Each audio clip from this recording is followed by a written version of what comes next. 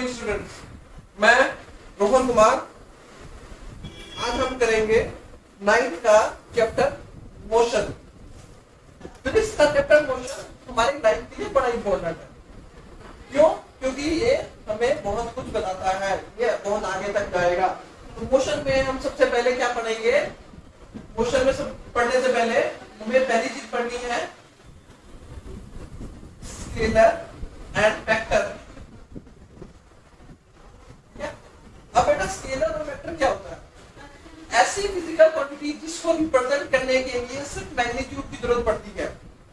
जैसे देखो, हम कोई चीज अपने आसपास फिजिक्स में क्या है? Physics is the observation of the universe, observation of surrounding.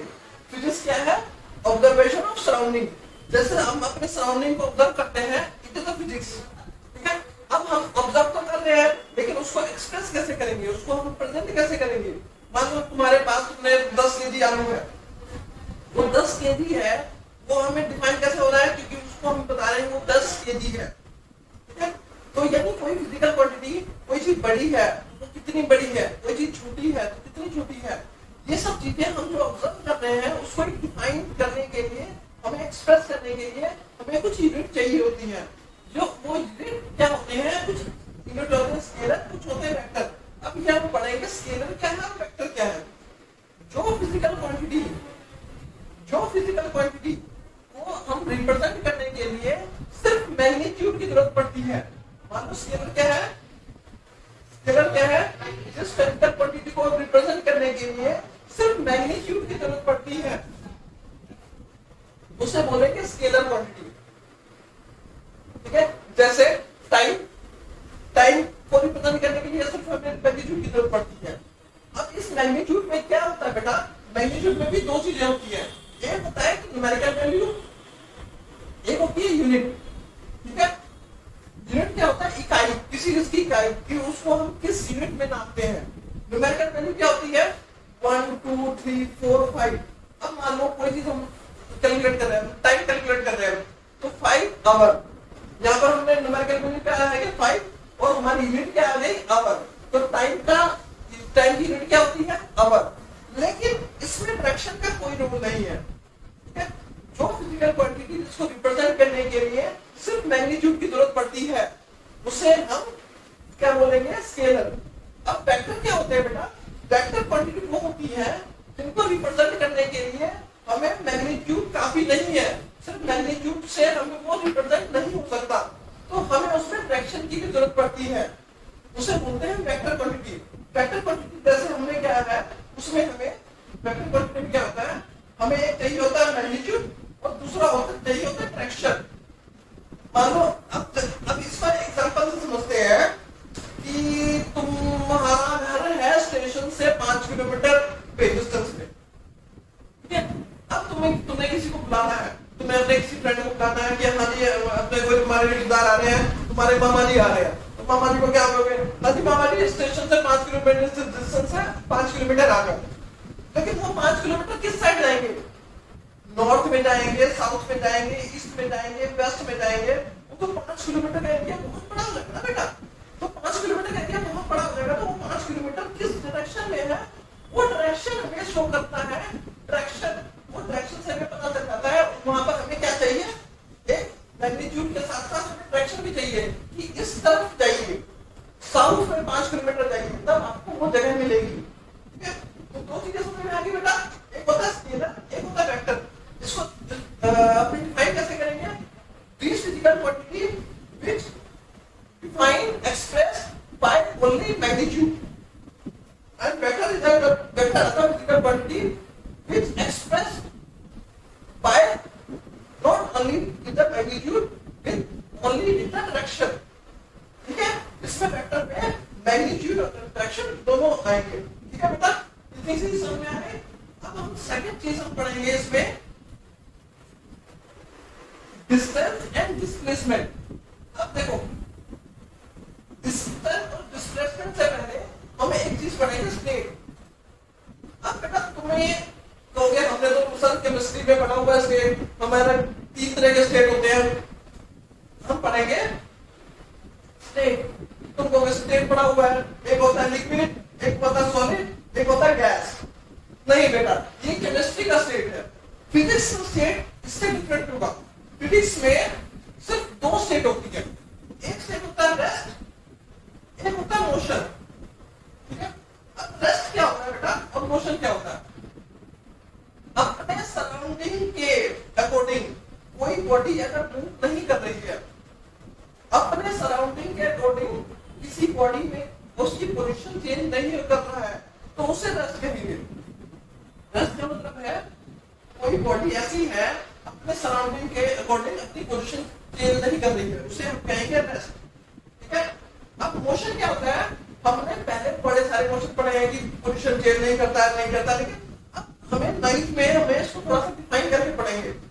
ऐसा कोई ऑब्जेक्ट अपने सराउंडिंग के अकॉर्डिंग अपनी पोजीशन चेंज कर रहा है, जैसे यहाँ पर सब पेड़ लगे हुए हैं और एक गाड़ी यहाँ से जा रही है, यहाँ पेड़ लगा है, यहाँ पेड़ लगा है, यहाँ पेड़ लगा है, यहाँ एक गाड़ी जा रही है, तो गाड़ी किसको, गाड़ी को क्या बोलेंगे? गाड़ी मोशन में है, क्योंकि वो पेड़ उसे उसकी अगर एक्सपेक्ट करें तो वो उसकी पोजीशन चेंज हो रही है। पहले पोजीशन यहाँ थी, फिर यहाँ होगी, फिर यहाँ होगी।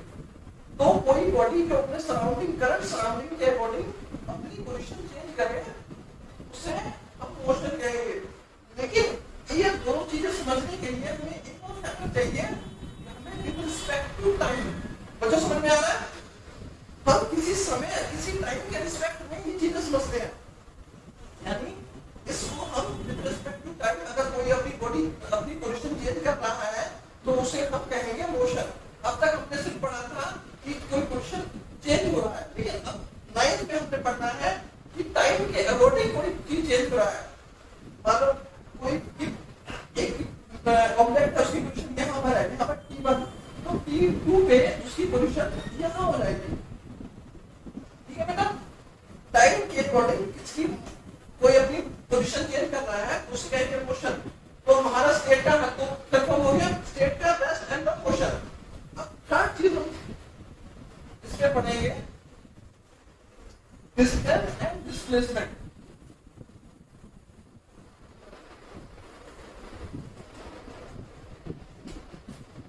इसको ध्यान से समझना बेटा,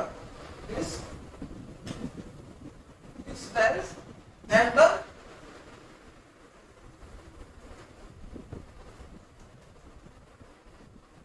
डिस्प्लेसमेंट।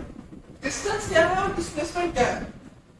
जब कोई बॉडी मूव कर रही है, मान लो एक बॉडी है, वो बॉडी पहले यहाँ थी A1 में है, अब बॉडी A2 में कूद गई, तो उसने यहाँ पर कुछ दूरी तय की, इस दूरी को कहते हैं हम डिस्टेंस।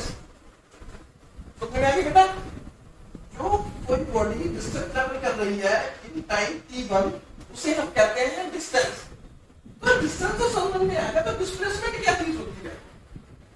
डिस्प्लेसमेंट क्या चीज होती है? ये डिस्टेंस अगर लीनियर कोई बॉडी लीनियर मोशन में चेंज हो रही है, यहाँ से यहाँ गई, तो उसका डिस्टेंस और डिस्प्लेसमेंट दोनों सेम होगा। लेकिन कोई बॉडी अपनी रेगुलर पोजीशन चेंज कर रही है, जैसे उसको एक एग्जांपल से समझते हैं बेटा, एक एग्जांपल से समझते हैं।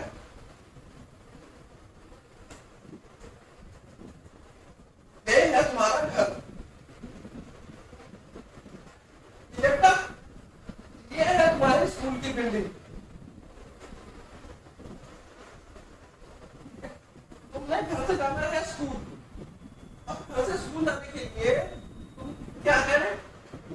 तुम पहले यहाँ गए, फिर यहाँ गए, फिर यहाँ गए, तब तुम पहुंचे स्कूल। रास्ता तो यही है, लेकिन मैं कह रहा हूं कि यहाँ से तुम्हारे स्कूल की दूरी कितनी है? तुमने कहा कि यहाँ से स्कूल की दूरी, यहाँ से 5 किलोमीटर गए, यहाँ से 7 किलोमीटर गए, और यहाँ से हमने 2 किलोमीटर ट्रैवल किया। तो टोटल डिस्टेंस हमने कितना ट्रैवल किया बेटा? 5 7 12, 12 तो 14 किलोमीटर हमने डिस्टेंस ट्रैवल किया। लेकिन यहां से जब मैं स्कूल से तुम्हारे घर की दूरी नापी, एक शॉर्टर डिस्टेंस नापा, तो वो सिर्फ निकला 6 किलोमीटर। तुमने यहां से घर से तुम्हारा स्कूल इसकी डायगोनली दूरी कितनी थी 6 किलोमीटर। तुमने एक तरह से मेरे हिसाब से तुमने सिर्फ 6 किलोमीटर की दूरी तय की, तो इसे कहेंगे डिस्प्लेसमेंट कि तुम कितनी डिस्प्लेस हुई अपनी इनिशियल पॉइंट और फाइनल पोजीशन के बीच की दूरी, अपने इनिशियल पोजीशन और फाइनल पोजीशन के सबसे कम दूरी शॉर्टेस्ट डिस्टेंस, उसे कहते हैं हम डिस्प्लेसमेंट। समझ में आया बेटा? और ये डिस्टेंस क्या हो गया हमारा टोटल। तो समझ में आया बेटा? Total path covered by the body in unit time in any एक पर्टिकुलर टाइम, यानी डिस्टेंस को डिफाइन कैसे करेंगे? Total distance, total path covered by the body in a specific time is called distance. और डिस्प्लेसमेंट क्या होगा? Displacement is the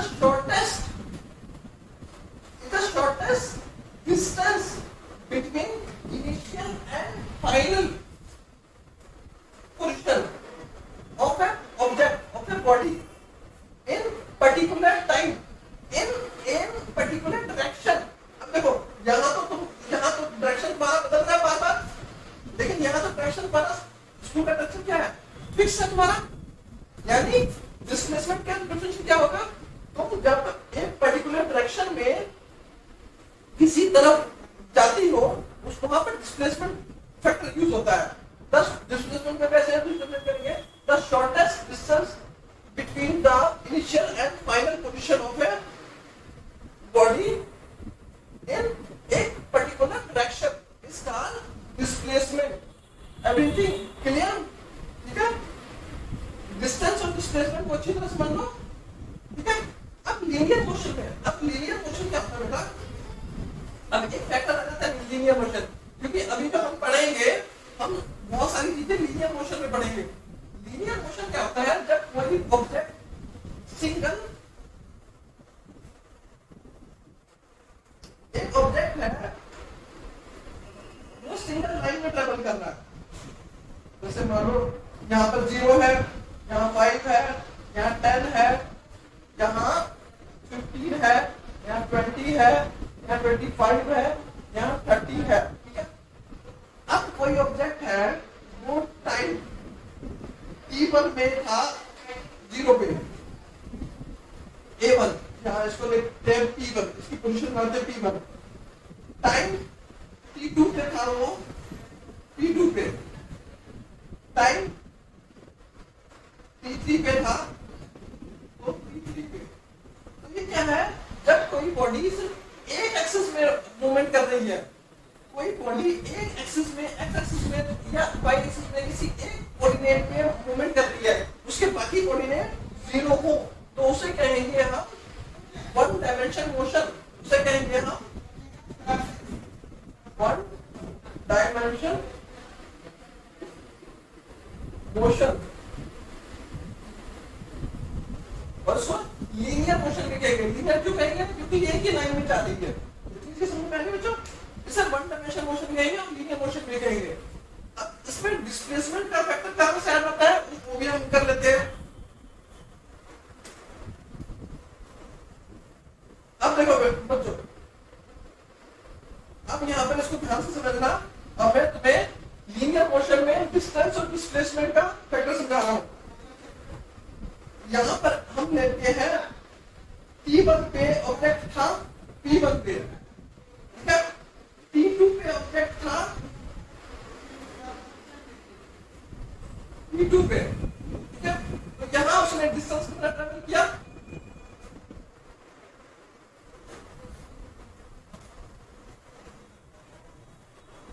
इसे 4 गुना के डिस्टेंस से 4 गुना के समझेंगे।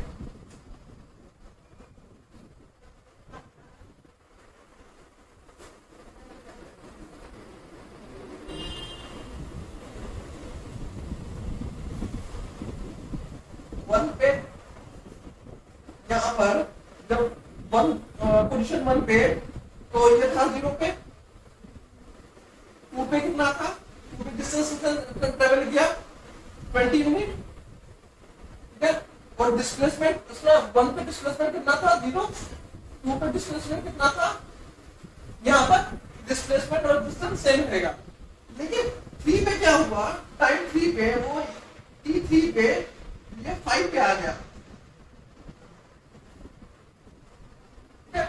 अब इसमें डिस्टेंस कितना टाइम लिया बच्चों, सॉरी यहाँ पर 20 नहीं आएगा, यहाँ 10 आएगा, यहाँ पर भी 10 आएगा। ये t2 पे 10 पे था, अब ये t3 पे 5 पे आ गया।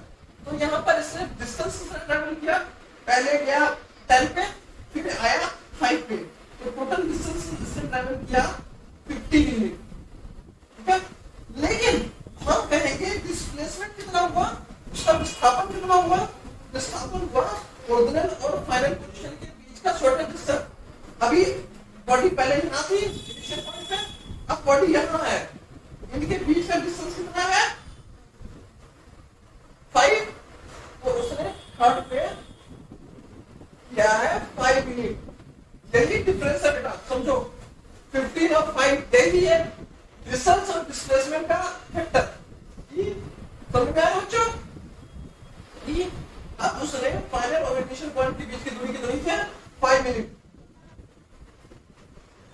और ये पर्टिकुलर डायरेक्शन क्या है इसका, इस डायरेक्शन में, यानी इस डायरेक्शन में उसने ट्रेवल किया है। इतनी चीज समझ में आ गई बच्चों। अब इसकी यूनिट देख लेते हैं, ऐसा यूनिट ऑफ डिस्टेंस क्या होती है, डिस्टेंस की ऐसा यूनिट क्या होती है बच्चों, डिस्टेंस को हम कैसे नापते हैं, मीटर में। वेरी गुड,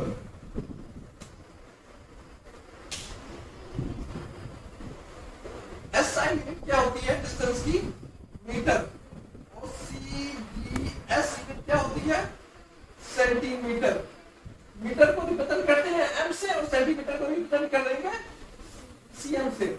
डिस्प्लेसमेंट में क्या होता है बेटा, डिस्प्लेसमेंट में ऐसा यूनिट क्या होती है, उसमें भी मीटर ही रहेगी, और CGS में सेंटीमीटर।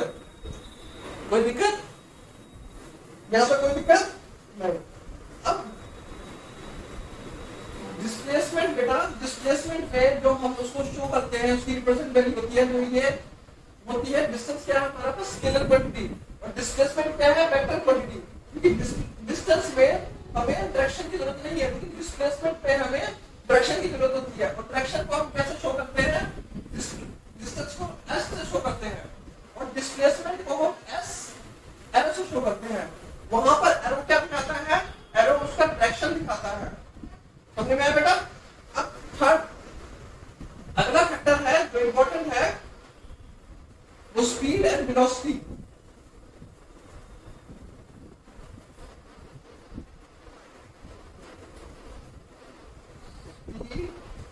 एंड वेलोसिटी, स्पीड क्या होती है बच्चों, distance travel by the body in per unit time. Speed क्या है, स्पीड को रिप्रेजेंट करेंगे v से, ठीक है, डिस्टेंस या टोटल डिस्टेंस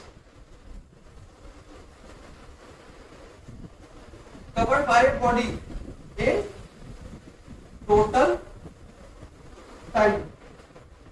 समझ में आया बेटा, इसको रिप्रेजेंट करेंगे v से। वेलोसिटी क्या है, total displacement by total time.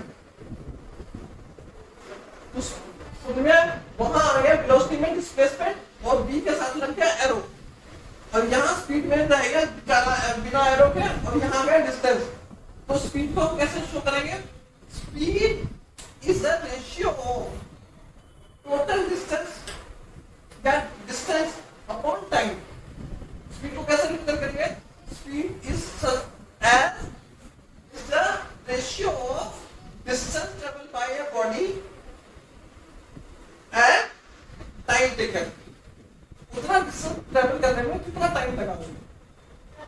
और वेलोसिटी क्या है, डिस्प्लेसमेंट अपॉन टाइम, मतलब बॉडी ने कितना डिस्प्लेसमेंट लिया, it is the ratio of displacement by time taken. ठीक है बेटा, ये दोनों चीज समझ में आ गया। अब वेलोसिटी में स्पीड में कुछ फैक्टर अलग है, वो हम समझते हैं कुछ अलग अलग तरह की वेलोसिटी के स्पीड के टाइप है।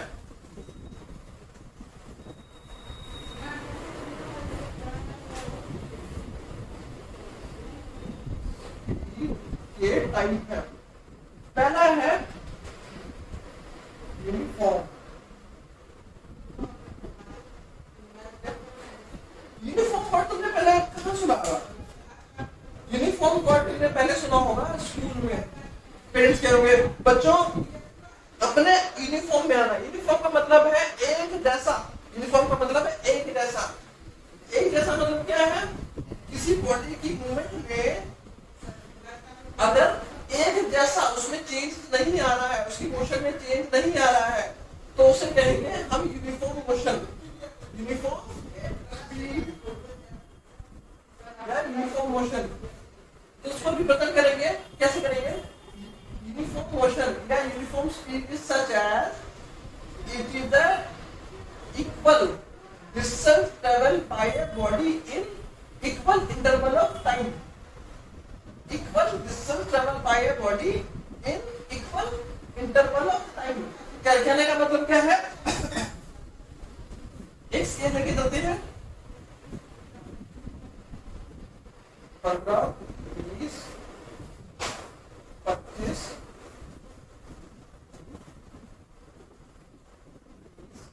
ठीक है। अब पहले इंटरवल में टाइम t1 में उसने 5 किलोमीटर ट्रेवल किया, 5 किया। दूसरा जो इंटरवल उसने जो 5 किलोमीटर क्या किया है, उसमें भी उसको टाइम लगा t1 ही। तीसरा इंटरवल जो उसने टाइम किया है उसमें भी टाइम लगा है t1, यानी टाइम इंटरवल सेम है और उसमें डिस्टेंस भी उसने जो किया है सेम है। समझ में आया? यूनिफॉर्म स्पीड समझ में आ गया? Uniform speed is such as the equal distance in a equal interval of time. अब यूनिफॉर्म समझ में आ गया? तो अब नॉन यूनिफॉर्म क्या होता है? नॉन यूनिफॉर्म सीधी सी बात है, इसका उल्टा हो जाएगा। नॉन यूनिफॉर्म मतलब unequal distance traveled by a body in equal interval of time. Unequal distance traveled by a body in equal travel। यहाँ पर जैसे मान लो हम स्केल ले लेते हैं, यहाँ से 5, 10, 15, 20, 25, 30, 35, 40। अब इसको पहले यहां पर टाइम t1 में उसने 5 किलोमीटर किया, लेकिन टाइम t2 में अगले टाइम t1 में उसने 4 किलोमीटर किया। पहले टाइम में उसने 5 किलोमीटर किया, दूसरे टाइम t1 में उसने 4 किलोमीटर किया, तीसरा t1 में उसने 6 किलोमीटर किया। यानी टाइम इंटरवल में, एक फिक्स टाइम इंटरवल में उसका डिस्टेंस कवर अलग अलग है। समझ में आया? तो इसे कहेंगे नॉन यूनिफॉर्म स्पीड। ठीक है, इतनी चीज समझ में आ गई बेटा? तो आगे करते हैं। आगे एक है एवरेज। एवरेज स्पीड क्या होता है?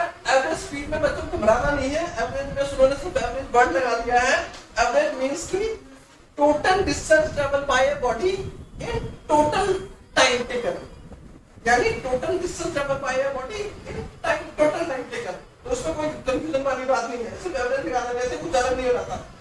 अब हम एक अलग चीज करेंगे, अब वेलोसिटी करेंगे। अब यही चीज जितनी भी चीजें हैं हम वेलोसिटी में भी सेम चीजें होंगी। Velocity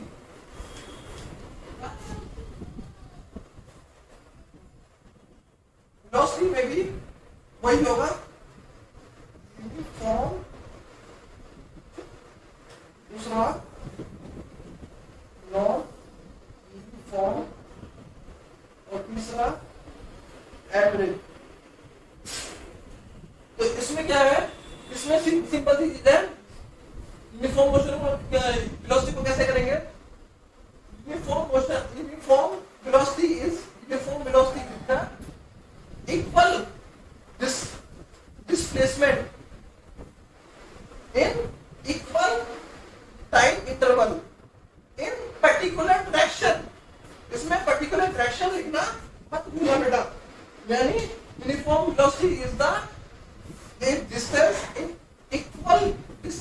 travel by an equal interval of time in particular direction. ठीक है, समझ में आया यूनिफॉर्म बेटा? अब नॉन यूनिफॉर्म में क्या होगा? Unequal distance travel by a body in equal time travel. हाँ, unequal distance travel by a body in equal interval of time in a particular direction. ठीक है, अब बच्चों यहाँ पर ना एक फैक्टर है जहां पर ये चीजें कॉन्ट्रडिक्ट करती है, वो मैं बताता हूँ. एक बॉडी सर्कुलर मोशन कर रही है, ठीक है बेटा? सर्कुलर मोशन में क्या है? वो इक्वल डिस्टेंस ट्रेवल कर रही है इन equal interval of time. t1 में वो d1 डिस्टेंस ट्रेवल करती है, अगले t1 में भी वो d1 डिस्टेंस ट्रेवल करती है, अगले t1 में भी वो d1 डिस्टेंस ट्रेवल करती है. क्या ये यूनिफॉर्म होगा कि नॉन यूनिफॉर्म होगा? बच्चे जल्दी इसको कहते हैं कि ये यूनिफॉर्म है, लेकिन ये यूनिफॉर्म मोशन नहीं है, यूनिफॉर्म वेलोसिटी नहीं है बेटा. क्यों?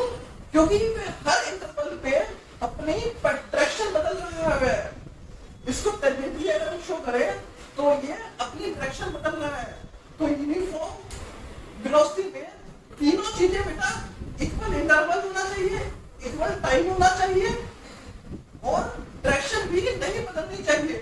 तो वो यूनिफॉर्म. नॉन यूनिफॉर्म में उसका टाइम इंटरवल में जो टाइम डिस्टेंस ट्रेवल है अगर सेम है, अगर डायरेक्शन चेंज हो रही है तो वो नॉन यूनिफॉर्म होगा. समझ में आया बच्चों?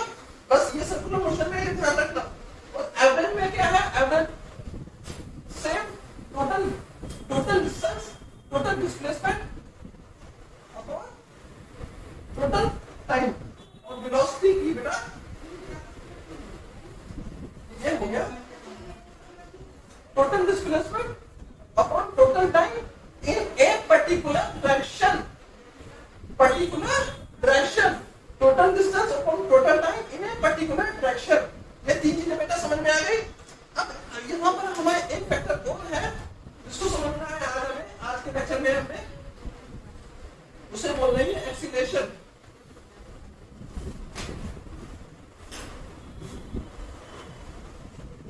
एक्सीलरेशन क्या होता है बेटा? The rate of change of velocity. Acceleration क्या होता है बेटा? The rate of change of velocity in a particular time, in ए पर यूनिट टाइम. अगर विद रिस्पेक्ट टू टाइम कोई वेलोसिटी का बदल रही है तो एक्सीलरेशन को रिप्रेजेंट करेंगे ए से. ए क्या है बेटा? स्केलर है कि वेक्टर है? वेलोसिटी ले रहे हैं तो ये क्या हो जाएगा? वेक्टर, क्योंकि इसमें डायरेक्शन भी जरूरी है. एक्सीलरेशन क्या होता है बेटा?